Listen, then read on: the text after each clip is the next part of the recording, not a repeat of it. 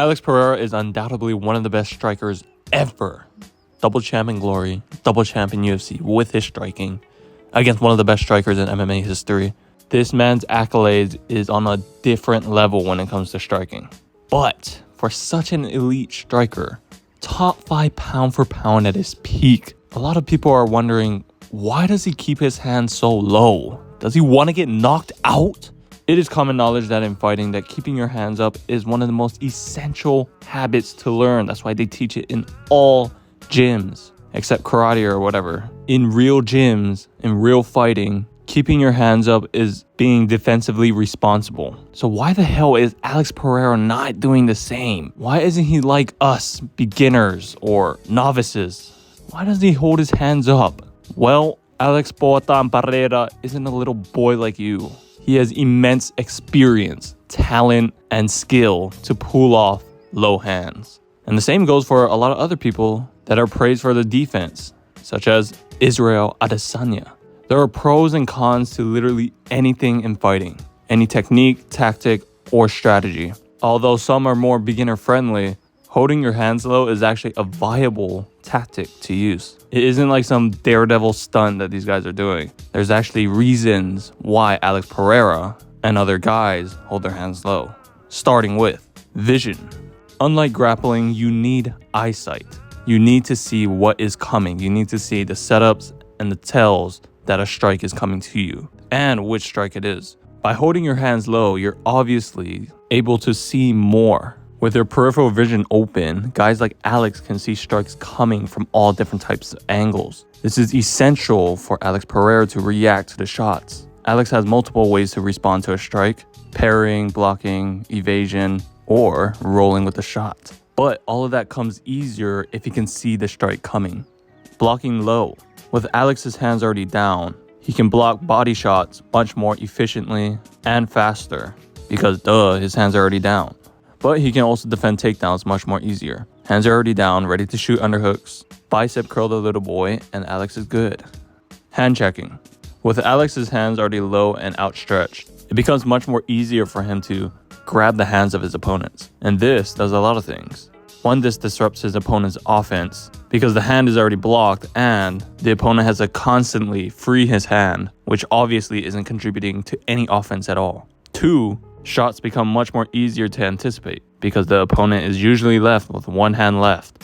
One of the most famous and best examples is Conor McGregor, trapping one hand, forcing his opponent to use the other, which means there's only one weapon to worry about. And 3, also ties in with everything else, defense and offense, it's the distance measuring, which is extremely important for strikers because distance is everything and they're masters at controlling it. Energy conservation. Holding your hands low actually gives you a passive benefit, which is expending less energy on your arms. It's just basic science. Having your hands up is fighting against gravity. You're contracting arm muscles to hold your hands up. And like when you're in the gym and you get tired, your hands just start to drop because it's the most energy saving thing to do. And this is crucial for strikers. Obviously, they're going to be using their hands a lot, whether it's punching, defending, or measuring. And especially for Alex, for being a power puncher, he wants to have all the energy that he can so he can expend it on dropping bombs. So why not rest your arms until then? Framing. Now obviously this isn't exclusive, or anything is exclusive to low hands, but with Alex's hands already outstretched, framing is a more ideal way of blocking than anything else. Now this is a blocking method a lot of people get confused with. It looks bad to a lot of people, but this is something Izzy used to a great effect on Alex Pereira in their kickboxing fights. Both Alex and Izzy, when they want to defend hooks, will put their arms out like a goalpost, a football goalpost. This makes it hard for their opponent to land a hook on them because the mechanics of a hook requires your whole arm, to travel in a horizontal path. Mind you, the whole arm. With the frame, you can block it at the bicep or the forearm, taking a lot of steam and speed off the hook, allowing the user to roll with the shot. Also, it could block straights, but it is a little bit harder because the fist is coming in a linear path and not a sweeping motion like a hook. But it does work if you're accurate enough, and good thing Alex is, because in the rematch, Alex blocked almost everything with his frames. But that's not the only thing you can use frames for. Another good reason is to impede the clinch. In Izzy versus Alex 1 for the UFC title, Izzy was doing a very good job at evading and neutralizing the power puncher Alex Pereira. And one of the most important tactics that he was using was clinching, collapsing the space, not giving any distance to Alex for him to generate enough power to knock him out. But in the rematch, there was a moment that Izzy tried to clinch, but Alex already has a frame out and he framed on his head. Granted, it was from a hook, but the effectiveness does apply.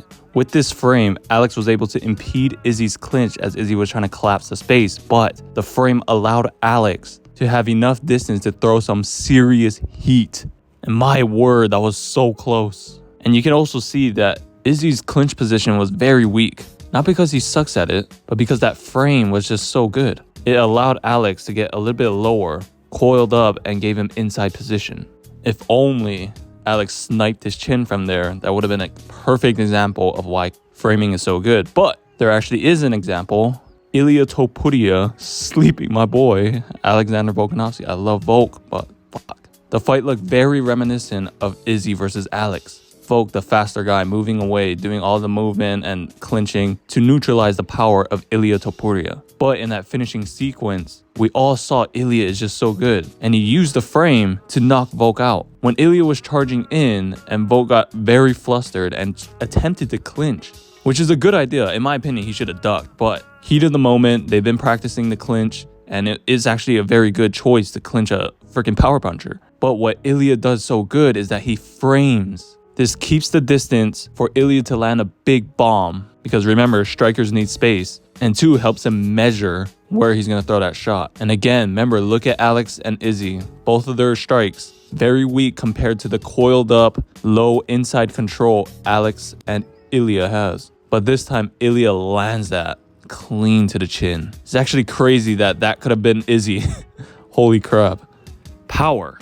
Again, this isn't exclusive to low hands, but almost all power punchers drop their other hand. It's because the counterweight allows them to just throw everything in the other hand. Look at Ilia, look at Connor, look at Alex. When they start wailing on people and they're clearly going for power shots, they always drop their hands. You can even try it yourself. You can feel like you can get more power off your shots when you drop your hands instead of keeping your hands up. Now, to kind of wrap up all the pros, counter-striking is much more easier with your hands lower. Again, with the vision, you can see the strike coming and you can respond to it. And a good technique that Alex loves to use is a shoulder roll to first defend the shot and then return the shot, because when the opponent hits his arm, he knows that they're in range to get sniped.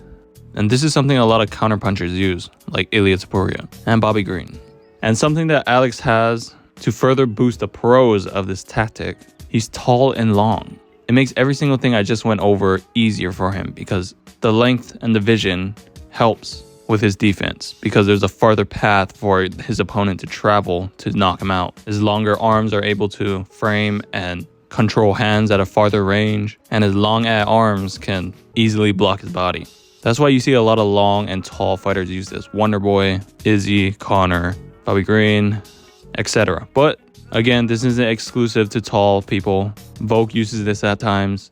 Cejudo, Vicky, Ilia. It's just a viable tactic to use. So when you see Alex Pereira hold his hands low, don't attribute it to a bad defense.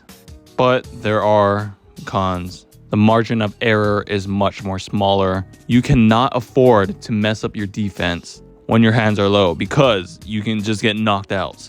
Alex has, and Bobby Green, oh my god, many examples of Bobby Green. It's kind of like an all or nothing. The defensive tools that low hands uses, like shoulder rolling, has so many benefits. It takes away all the steam away from your chin, because even if you have a high guard, if someone blasts a kick or even blasts a big punch, you can still feel it through your guard. But shoulder rolling takes all the steam off and allows you to counterpunch.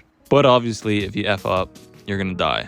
Another con is it's weak against long combinations. This is why a lot of people get the false impression that Alex has bad defense, because you see him flustered when opponents are following up on him and throwing a lot of combos. I mean, a lot of punches in a combo. Bruno Silva, Yuri, Jan. Most of the times, combination punching does leave these fighters who use these tactics to be stuck on the back foot, which is just an all-around bad, because the offensive guy is going to be landing more, and it makes the other guy look bad because he's getting flustered and moving back. Also, it's weak against the fence because there's no space to move back and you can't even lean back. In boxing or kickboxing, the ropes allow you to lean back, to pull on punches. 4 directions of movement, and the safest one is usually leaning back, pulling back on punches. But with a cage, it takes away a whole entire direction, making it much more easier to predict your head movement and overall just land on you. That's why you see Alex have trouble versus Yuri, and him using it effectively against Izzy because Izzy could not lean back in MMA. And the last, it requires space. So it's the same thing like weak against the fence. With low hands, there's a lot of movement that is needed. With a high guard, you can stand your ground at times. Low hands need movement, upper body movement, lower body movement, footwork, shoulder rolling. Not even just shoulder rolling, just rolling with the punches in general. Framing, all that other stuff, all needs movement in order to be effective, especially defensively. So that is all the pros and cons to using low hands, and that is why Alex Pereira uses it to his advantage. And it just explains the game of Alex Pereira. Obviously there is more, but I think another reason why Alex uses this is because it's just cool. You see his fight style and his fight personality, his persona, his aura. It's like so nonchalant at times, and it's like he's such a different level of striker that no one can compare to him in MMA. His confidence is just through the roof. So low hands, swag it out, mocks his opponents when they miss a strike. This guy is just oozing with confidence on the feet. And also another thing, I think because of his long, tall frame, I think when he outstretches his hands and stands up very tall, I think he kind of intimidates his opponent and makes him feel small because he is a big guy, but he's making himself even more bigger, making it seem like he has all the range on them and that he can attack from any angle. So those are some other reasons why I think he holds his hands low, and so far it seems very effective. So with this fight upcoming with Jamahal Hill at UFC 300, there's a lot of very interesting dialogue for this fight. A lot of people, picking Jamahal Hill will just say that Alex Pereira has bad defense because his hands are low, but that's just not true. Now, if he does get knocked out, it would be because of his low hands, but to say that he has bad defense is just wrong. It's just a con of using low hands. You can have amazing defense but still get knocked out. You can be a smart fighter but still get knocked out. So that is it. Thanks for watching. Goodbye.